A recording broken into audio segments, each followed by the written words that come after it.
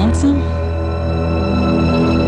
C'est Crime Story, les rendez-vous d'Alfred Hitchcock racontés par Serge Sauvian. Aujourd'hui, le meilleur endroit pour mourir de Brian Walton.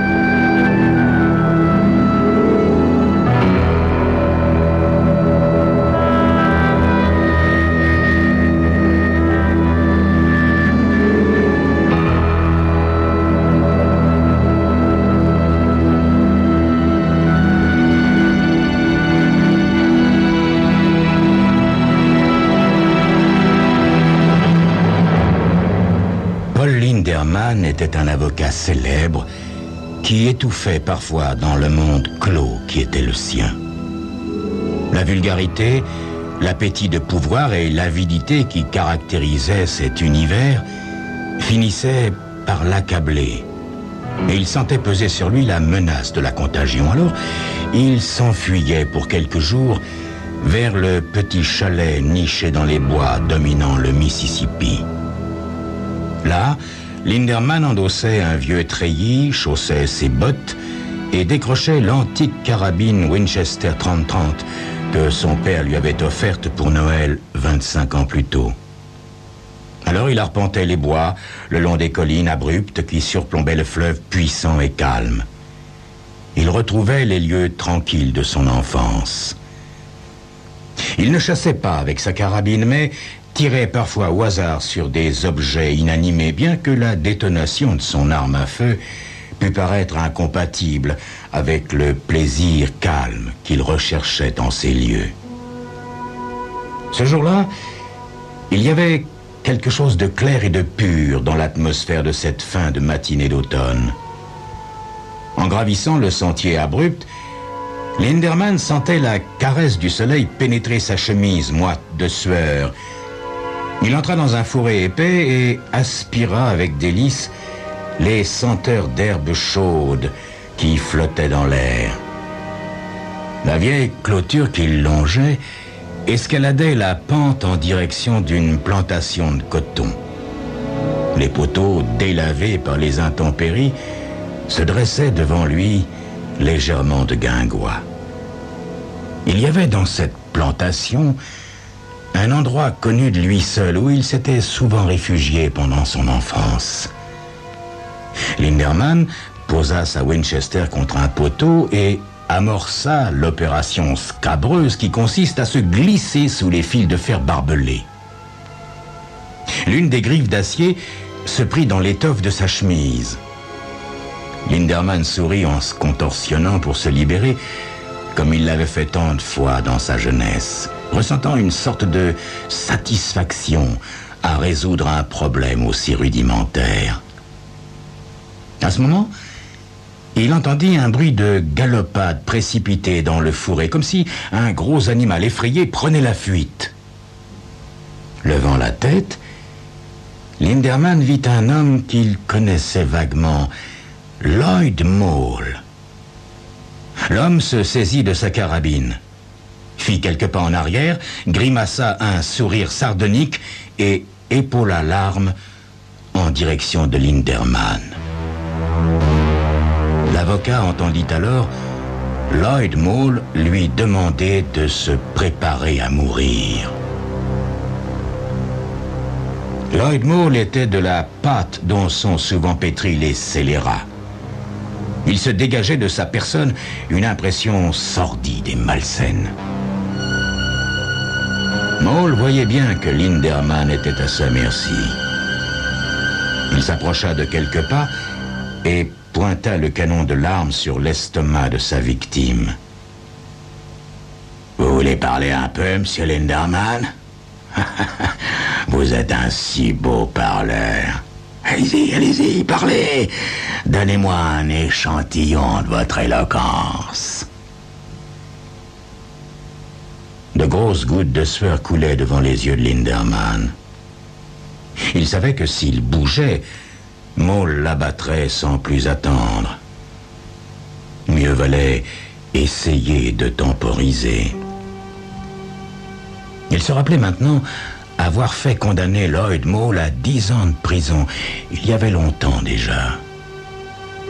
Linderman avait exercé pendant 2 ans à Minneapolis les fonctions d'avocat général. Ce rôle ne lui plaisait guère, mais sa femme et ses amis l'avaient poussé à accepter ce poste qui allait l'aider à gravir les échelons de sa prestigieuse carrière. Linderman n'aimait pas faire condamner les gens. Il préférait les défendre et obtenir leur acquittement. Cependant, il avait réussi à cette époque à calmer les scrupules de sa conscience en se disant qu'au Minnesota, la peine capitale n'existe pas. En effet, le châtiment suprême est la prison à vie. Et puis, au bout de 2 ans, il avait préféré reprendre son métier d'avocat.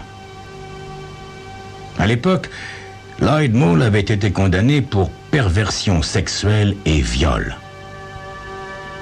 Linderman ne regrettait rien. Ses principes religieux lui ordonnaient de ne jamais accabler un homme sans avoir d'abord établi sa culpabilité avec certitude. Mais avec la personnalité sordide de Lloyd Moule, aucun doute ne pouvait subsister. Tout dans son passé montrait que cet homme était destiné à vivre en marge d'une société honnête. De toute évidence, Moule avait nourri sa rancune pendant des années. Cet homme vindicatif avait manifestement guetté Linderman, l'avait suivi jusque-là. Ses intentions étaient claires. Vous savez, monsieur Linderman, j'ai déjà tué un homme. Oh, c'était pas difficile cette fois-là. Mais aujourd'hui, ça va l'être encore moins. Vous l'auriez pas cru, hein, que j'avais tué quelqu'un. Personne ne le sait, d'ailleurs. Ils en ont pendu un autre à ma place, hein. Moule jeta un regard rapide à la ronde, comme pour s'assurer qu'il n'y avait pas de témoin. Vous savez, je vous ai surveillé pendant 2 mois, monsieur Linderman. J'ai fait très attention. Je me suis bien conduit. Au point où j'en étais, je pouvais patienter encore quelques mois, n'est-ce pas? J'ai pris toutes mes précautions, vous savez. J'ai un alibi irréfutable qui prouve que je suis même pas venu ici aujourd'hui. Moule fit pénétrer une balle dans le magasin de la carabine. Le cliquetis du métal s'enregistra dans l'esprit de Linderman avec une précision impitoyable. Il déplaça un peu le poids de son corps et raidit l'une de ses jambes, regardant la clôture en direction de la pente abrupte que barrait un rideau de buissons. Quelque part, un peu plus bas, il le savait, s'élevait le puissant murmure du fleuve. Vous avez 1 minute, monsieur Linderman. 1 minute avant de mourir. Vous voulez peut-être faire une prière. Linderman sentait toute espérance l'abandonner. Il avait l'impression d'être accroché au fil de fer barbelé comme un de ces cadavres que l'on voit sur des photos de la Première Guerre mondiale. Vous vous souvenez, monsieur Linderman, quand vous m'avez fait condamner au tribunal, vous avez souri comme si j'étais un imbécile. Mais je suis pas un imbécile. J'ai attendu. Je me suis dit qu'il fallait rien faire tant que le moment serait pas venu. Mais le moment est venu, monsieur Linderman. Vous qui êtes un grand avocat, vous devez voir que mon plan est bon, hein? C'est tout simple. En passant sous une clôture, vous vous tirez une balle. C'est un accident. Un accident comme il en arrive tous les jours.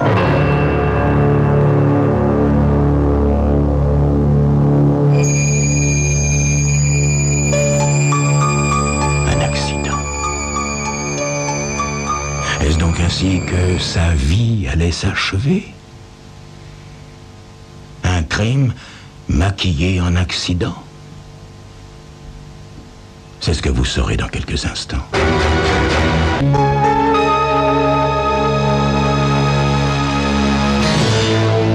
En levant les yeux vers ce visage obtus et ravagé par la haine, Linderman vit pourquoi son agresseur faisait durer les choses.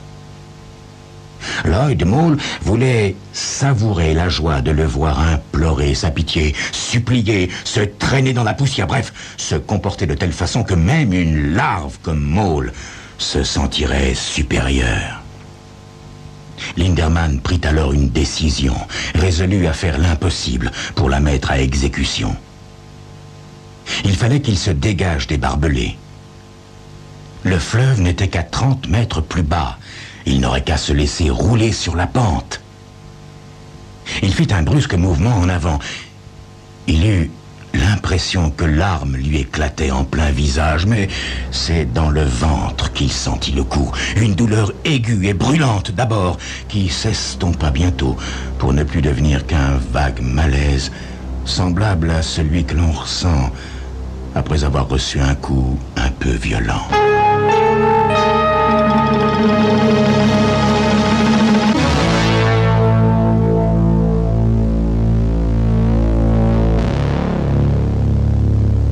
Linderman essaya de redresser son corps à demi paralysé, les genoux à terre, les mains serrant convulsivement son ventre. Il sentit sa vie s'échapper de ses entrailles, épaisse et chaude. Il appuya de toutes ses forces sa main contre ce qu'il savait être une blessure fatale et sentit aux palpitations de ses artères que le sang essayait de toutes ses forces de contourner cet obstacle imprévu. Après avoir tiré, Mole avait jeté la carabine non loin de la clôture. « J'aurais pu vous tirer dans la tête, monsieur Linderman, mais ça ressemble davantage à un accident, cette blessure au ventre. Maintenant, j'ai tout mon temps, j'ai pas à me presser. Je reste là à vous regarder. On peut être long à mourir avec une blessure au ventre, vous savez, très long. Je m'en suis aperçu à la guerre. » À ce moment, un sursaut de haine souleva littéralement le corps de Linderman, et, les genoux toujours au sol, il se redressa à demi, secoué d'un long frisson. Il n'avait jusqu'ici jamais éprouvé cette haine féroce, mais elle avait peut-être toujours été présente en lui. Par contre, la douleur était pratiquement inexistante. De toute façon, il cessa de considérer comme un fait inéluctable la mort qui le menaçait. Sa résolution farouche de tenter quelque chose revint brutalement, impérativement. Une fois de plus, il s'insurgea contre la terrible injustice dont il était victime. Sa propre existence qu'il avait passée à servir et à aider ses semblables risquait d'être rayée d'un trait de plume par un désaxé comme Lloyd Mole. Soudain, les jambes de Linderman se détendirent et le projetèrent comme une pierre parmi le branchage des arbustes. Il roula sur lui-même, oubliant complètement les menaces proférées par son ennemi. Des souffrances mineures ne peuvent entrer en ligne de compte quand on est déjà virtuellement mort. Son seul objectif maintenant était de rester vivant assez longtemps pour mourir là où il le fallait. Vivre suffisamment de temps pour que, en mourant, il puisse déjouer le plan de Lloyd Mole et le vouer à l'enfer qu'il méritait si bien. Il fallait que justice se fasse. Il entendit Mole dévaler la pente et crier d'une voix surexcitée: « Vous sauvez pas, monsieur Linderman, à quoi bon, vous êtes mort? C'est complètement stupide, qu'est-ce que vous en aurez de plus ?» Roulant sur lui-même, Linderman déboula le long d'un talus herbeux rendu glissant par les pluies récentes. De sa main tendue, il sentit le contact rafraîchissant de l'eau boueuse du Mississippi. Puis, il distingua vaguement tout près du bord le contour d'un radeau enfoncé dans la vase. Il se traîna sur le sol, tomba, se dressa sur ses mains et ses genoux, puis s'effondra, haletant, près du radeau. Il étouffa une plainte et se traîna dans la vase vers le radeau. Il se sentait à bout de force, mais son ventre ne lui faisait pas mal. Seulement il commençait à se demander s'il aurait assez de force pour aller jusqu'au bout. Puis le contact avec le radeau alluma en lui une énergie nouvelle, Et en prenant appui du bout des pieds dans la boue, les épaules calées contre l'embarcation, il s'arc-bouta sur le sol. Le radeau était à demi sorti de l'eau. C'était un engin très lourd d'1,50 m sur 3 mètres environ. La vase le retenait avec une obstination de sangsue. Il entendit Maule crier quelque chose tout là-haut. Les larmes ruisselèrent le long de son visage, se mêlant à la sueur et à la boue. Il se mordit les lèvres de douleur. Maule cria comme un enfant frustré de sa récompense. « Mais arrêtez donc, restez ici, monsieur Linderman! Vous êtes mort, je vous dis !» Arc-bouté sur le sol, Linderman tenta une nouvelle fois de libérer le radeau.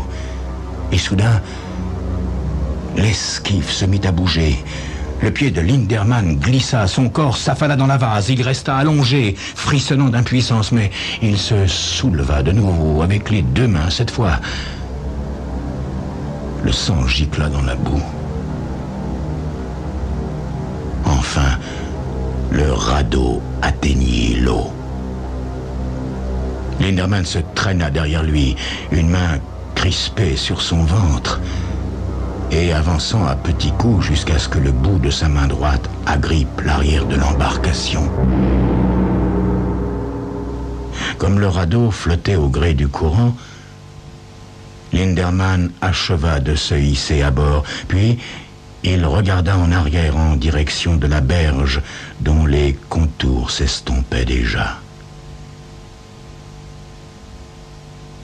Il ne fallait pas perdre de vue que le fleuve coulait vers le sud, ce qui signifiait que l'État du Wisconsin, qui borde le Mississippi à l'est, serait toujours à gauche, et que l'État du Minnesota se trouvait sur la rive droite.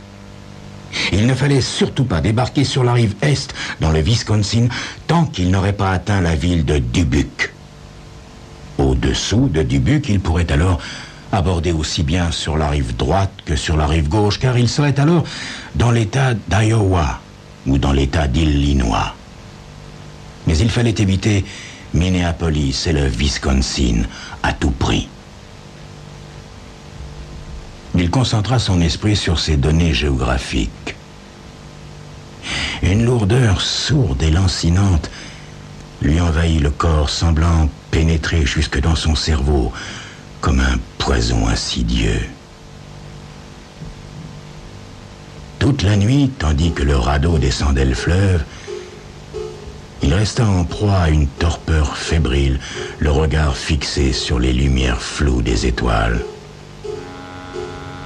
Les feuilles bruissaient quand le radeau s'approchait de la rive et passait sous les branches des saules pleureurs. Des chouettes ululaient. À la clarté de la lune, Linderman vit de nombreux troncs d'arbres flotter sur les eaux. Le fleuve montait. Il réussit à faire couler de l'eau sur son visage et parvint ainsi à rester éveillé, à ne pas sombrer dans l'inconscience. En effet, il craignait, s'il s'endormait, de ne plus jamais se réveiller.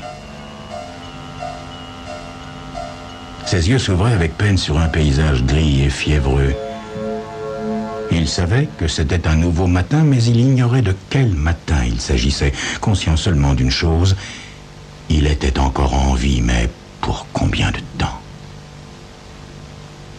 Il savait que son état était déplorable, mais il avait cessé de s'en inquiéter. Il sentait son cœur sauter dans sa poitrine en bonds désordonnés, et son visage était brûlant de fièvre. Il essaya d'estimer la distance qu'il avait parcourue. Il regarda la berge et jugea qu'il devait voguer à 6 km à l'heure environ. Sa montre s'était arrêtée, mais il réussit à calculer approximativement le nombre d'heures écoulées depuis le début de son équipée sauvage. Il était trop faible maintenant, il s'en rendait bien compte, pour espérer atteindre le port de Dubuque. Mais, avec un peu de chance, il devait avoir l'Iowa à sa droite. Reprenant son souffle, il attendit, osant à peine respirer et penser, de peur que l'effort ainsi fourni ne consume les dernières étincelles de vie qu'il avait jusqu'ici réussi à conserver. En approchant de la rive ouest, il aperçut devant lui des champs de blé. Il vit aussi un petit garçon qui courait après un chien. Puis, le radeau se mit lentement à pivoter. Linderman leva péniblement le bras en direction des basses branches de saule. Il réussit à en saisir une et, de cette façon, parvint à immobiliser le radeau près de la rive.